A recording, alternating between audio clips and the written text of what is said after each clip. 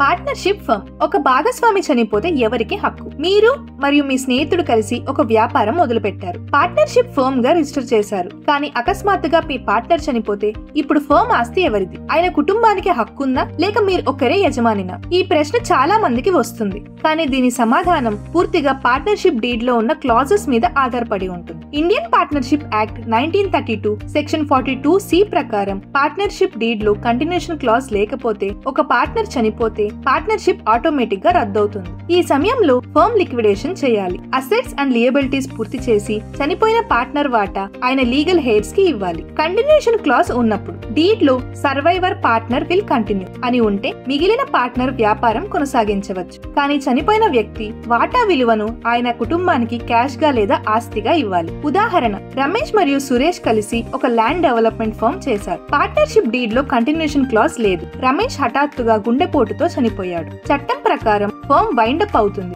మొత్తం ఆస్తి బకాయిలు లెక్కపెట్టి రమేష్ వాటా ఆయన భార్య సావిత్రి మరియు 2 పిల్లలకు ఇవ్వాలి. తప్పనిసరిగా చెక్ చేయాల్సిన documents: partnership deed, continuation clause ఉందా లేదా చూడాలి. డెత్ సర్టిఫికేట్, పార్ట్నర్ మరణం రుజువు కోసం. ఫర్మ్ బ్యాలెన్స్ షీట్, వాటా విలువ తెలుసుకోవడానికి. ఈసీ, ఆస్తి మీద ఎలాంటి రుణాలు ఉన్నాయా చూడడానికి. పార్ట్నర్షిప్ డీడ్ చదవకుండా నిర్ణయం తీసుకోకండి. క్లాజ్ లేకపోతే ఫర్మ్ రద్దవుతుంది. క్లాజ్ ఉంటే కొనసాగించవచ్చు అని లీగల్ హెయిర్స్ కి వాటా విలువ ఇవ్వాలి. మీ హక్కు తెలుసుకోవాలంటే ఈసీ లింక్ డాక్యుమెంట్స్ లో మీ పేరు ఉందా చెక్ చేయాలి.